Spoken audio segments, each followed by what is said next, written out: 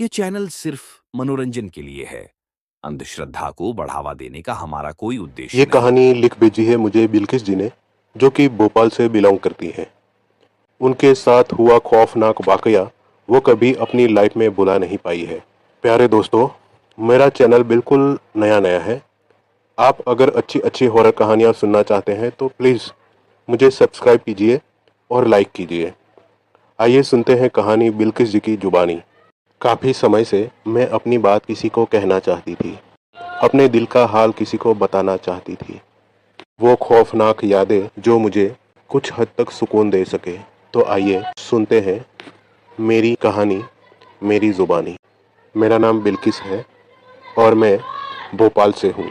उन दिनों मेरी उम्र तकरीबन 14-15 साल की थी। मैं अपनी सहेलियों के साथ स्कूल जाया करती थी।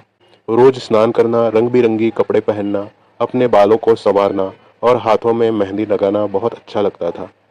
एक लड़की के लिए यह बातें आम होती हैं, लेकिन मेरी बात कुछ और ही थी। अक्सर सब मुझे कहा करते थे कि मैं बहुत खूबसूरत हूँ। मेरा रंग इतना गोरा था कि अगर कोई भी मुझे छू लेता तो मेरी त्वचा पर दाग लग जाता था। मेरी आंखें कजरारी थी। अक्सर मैं आईने के सामने खड़ी होकर खुद को घंटों तक निहारती रहती थी। एक दिन की बात है, मैं अपने हाथों में मगरिब के वक्त मेहंदी लगाने बैठ गई थी, क्योंकि आज मुझे अपनी सहेली की बर्थडे पार्टी में जाना था। गांव से नानी जी घर पर आई हुई थी। उन्होंने मुझे टोकते हुए कहा, बेटा, इस तरह मगरिब के वक्त मेहंदी लगाना और बाहर जाना ठीक नहीं है, असर हो जाता है। तुम्हारी खूबसूरती को अगर किसी की नज़र लग गई तो जीना मुश्किल हो जाएगा। मैंने नानी की बात को मजाक में टाल दिया। ओह हो नानी जी, छोड़िए ना इन बातों को, ये सब पुराने ख्याल है। असर बसर कुछ नहीं होता, सब मन का वहम है। ऊपर वाले ने एक स्त्री को इतना सुंदर घर में चुप कर बैठने के लिए नहीं बनाया होगा। हमें अच्छा लगता है जब लोग हमें हैरानी से देखते हैं। मुझे रब ने जो नेमत बख्शी है उसके लिए मुझे गर्व है। मेहंदी लगाना, सजना संवरना मुझे बहुत अच्छा लगता है। मैं अपनी सहेली की बर्थडे पार्टी में जा रही हूँ, चलिए आप भी आना चाहे तो। नहीं नहीं बेटा, मेरा वहाँ क्या काम है, तुम चली जाओ, मगर संभल कर जाना, रास्ते में कहीं रुकना नहीं। नानी जी ने हिचकिचाते हुए नसीहत दी। ओके नानी जी, मैं अब चलती हूँ। मैंने मम्मी को बोल दिया है आज रात मैं शबनम के घर पर रुक जाऊंगी। काश कि उस रात मैं नानी जी की बात मान लेती। खैर, होनी को कौन टाल सकता है। मैं अपनी स्कूटी ड्राइव करके शबनम के घर पहुंच गई। हिजाब में भी मेरा रूप निखर चुका था। मैंने जानबूझकर थोड़ी बहुत इत्र की खुशबू अपने कपड़ों में डाल रखी थी, जो इस वक्त मुझे मदहोश कर रही थी। मैंने जैसे ही शबनम के घर में कदम रखा, बाकी सारे दोस्तों ने गर्मजोशी के साथ मेरा स्वागत किया। ज्यादातर हम सब सहेलियां थी। एक दो लड़के थे जो शबनम के कजीन थे। हम लोगों ने शबनम की बर्थडे पार्टी में बहुत एंजॉय किया। कुछ फिल्मी गानों पर डांस किया। काफी मस्ती भरी म्यूजिकल वह रात थी। हम सब काफी थक गए थे। शबनम की फैमिली के साथ मिलकर सभी दोस्तों ने बिरयानी का लुत्फ उठाया। शबनम का घर किसी हवेली से कम नहीं था। अचानक शबनम का कजिन मुझे आकर कहने लगा, आइए आपको हमारा घर दिखाते हैं। ये दिखने में काफी क्यूट लग रहा था। मैं हल्की सी स्माइल के साथ उसके साथ चलने लगी। वह मुझे एक बड़े हॉल में ले आया, जहां बहुत सारे आईने लगे हुए थे। वह आईने किसी गलियारे की तरह एक दूसरे के सामने हजारों की संख्या में लगे हुए थे। कुछ ही देर में वह भूल भुलैया के अंदर चला गया। मैं आईनों पर अपना हाथ रखती हुई आगे बढ़ रही थी। मेरे लिए ये एहसास काफी शॉकिंग था। मुझे एक पल के लिए ऐसा लगा जैसे मैं कहीं खो जाऊंगी।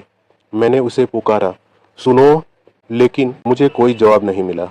कुछ ही देर में मैंने डरावनी हंसी की गूंज सुनी, जैसे शबनम का कजीन मुझे डरा रहा था। मैंने उसे कहा, देखो, मुझे डराने की जरूरत नहीं है, डराने की कोशिश भी मत करना, मुझे डर नहीं लगता। ऐसा मजाक मुझे बिल्कुल अच्छा नहीं लगता, इसलिए अब मैं तुम्हारे पीछे नहीं आना चाहती, मैं वापस जा रही हूँ। मैं गुस्से से पीछे मुड़ी, लेकिन मुझे कोई रास्ता मालूम नहीं था।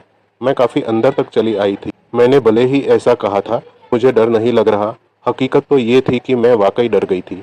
मैं अपने हाथों से आईनों को छूते हुए आगे का रास्ता पार करने लगी, पर मैं इस भूल भुलैया में फंस चुकी थी। मुझे यकीन हो गया था कि अब मैं यहाँ से निकल नहीं पाऊंगी।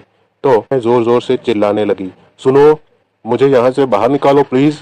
मुझे बहुत डर लग रहा है, वरना मैं बिल्किस को बोल दूंगी। तभी मेरे पीछे से उसकी हंसी मैंने सुनी। मैंने पीछे पलटकर देखा तो वो मुस्कुरा रहा था। मैंने बहुत सारे मुक्के उसके सीने पर बरसा दिए और वो बस हंसता रहा। मैं इतना डर गई थी कि मुझे वो तक याद न रहा कि कब उसने बाहें फैलाई और कब मैं उसके सीने से चिपक गई। उसने धीमी आवाज में मुझसे कहा, बिल्किस, कसम से तुम्हें देखते ही मैं फ्लैट हो गया हूँ। मुझे माफ करना, तुम्हें मैं अपने दिल की बात कहने से रोक नहीं पा रहा हूँ। मुझे तो अभी भी यकीन नहीं हो रहा कि इतनी खूबसूरत लड़की मेरी बाहों में है। मैंने झूठ मूठ का गुस्सा करते हुए कहा, लेकिन मैं तुम्हें माफ नहीं करने वाली। तुमने मुझे बहुत डराया है। पता नहीं क्यों उस पर गुस्सा करने के बावजूद मैं उसके सीने से अलग नहीं हो पाई। उसने अपनी जादू भरी आवाज में फिर से मुझे कहा, बोलो ना बिल्किस, क्या तुम मुझे कबूल करती हो? क्या तुम मुझे अपनी मोहब्बत के लायक समझती हो? मेरी आंखें झुक गई थी और हल्की सी मुस्कान मेरे चेहरे पर उभर आई थी। मेरे मन की बात समझ गया हो ऐसे मेरा हाथ पकड़कर वो बोला, शुक्रिया बिल्किस, मैं तुम्हें हमेशा अपने दिल में रानी बनाकर रखूंगा। उसने मेरे बाल संवारते हुए कहा, चलो अब अपनी आंखें बंद करो। मैंने जैसे ही अपनी आंखें बंद की, फिर वहां सन्नाटा छा गया। एक दो पल बीते थे कि मैंने शबनम की घबराई हुई आवाज सुनी, अरे अरे यार, कहाँ चली गई थी तू? पता है मैं कितना घबरा गई थी। शबनम से ज्यादा मैं हैरान थी। मुझे समझ में नहीं आ रहा था कि मैं उसके कमरे में कैसे आ गई। मैंने अपनी आंखें खोल दी तो मैं हैरानी से शबनम को देख रही थी। मुझे ये बात समझ में नहीं आ रही थी कि मैं उसके कमरे में कैसे आ गई। उसने मुझे फिर से झंझोड़ते हुए कहा, बताओ ना, कहाँ चली गई थी तुम? तो मैंने धीमी आवाज में उससे कहा, वो तुम्हारा कजीन मुझे अपना घर दिखाने ले गया था। पता है, उसने तो मुझे डरा ही दिया। वो मुझे भूल भुलैया वाले हॉल में ले गया था। क्या? शबनम इतनी जोर से चीखी थी जैसे मैंने कोई गलत बात कह दी हो। शबनम की चीख सुनकर सभी सहेलियां और उसके कजिन वहां आ गए। मेरी आंखें से ढूंढ रही थी। फिर जो शबनम ने मुझे बात बताई वो सुनकर तो मेरे होश ही उड़ गए। वो कह रही थी, हमारी हवेली का भूल भुलैया वाला हॉल पूरी तरह से बंद कर दिया गया है बरसों पहले, क्योंकि उस हॉल में न जाने तुम्हारे जैसी कितनी लड़कियां गायब हो चुकी है। जो भी उस भूल भुलैया में जाता है लौट कर वापस कभी नहीं आता। मेरे दादाजी कहते थे वो भूल भुलैया अब एक जिन्न का बसेरा है। अगर वहां कोई भी लड़की गई तो वो उसे वहां से वापस नहीं आने देगा। मेरे खानदान में से बहुत औरतें उस भूल भुलैया में गायब हो चुकी है, यहाँ तक कि मेरी दादी और अम्मी भी। शबनम की बात सुनकर मेरी आंखों में अंधेरा छाने लगा। मेरे पैरों तले से जमीन खिसक गई थी। मैं जिसे शबनम का कजिन समझ रही थी वो तो एक जिन्न था। यही सोचकर मेरा बुरा हाल हो गया था। अब मुझे नानी जी की बात का मतलब समझ में आया। मैंने बड़ों की बात न मानकर बहुत बड़ी गलती कर दी थी। मुझे अब वहां डर लगने लगा। तो मैंने शबनम से कहा, मैं अब यहाँ नहीं रहना चाहती, अपने घर चली जाऊंगी। शबनम के अब्बा और बाकी सहेलियों ने मुझे काफी समझाया, लेकिन मैं नहीं मानी। अपनी स्कूटी पर वहां से घर के लिए रवाना हो गई। उस घटना के बाद मेरी पूरी जिंदगी बदल गई। वो हमेशा मेरे साथ रहता है, मुझसे बातें करता है। मैं कहीं भी जाऊं अकेली नहीं होती। उसकी वजह से मैं आज तक अपना घर नहीं बसा पाई हूँ। जब भी किसी ने मेरी शादी को लेकर बवाल किया है उसके लिए वो दिन काफी खराब रहा है। धीरे धीरे सबको ये बात समझ में आ गई है कि मेरे साथ कोई ऐसा है जो नहीं चाहता कि मेरी शादी हो। अब तो घर में कोई मेरी शादी के बारे में बात भी नहीं करता।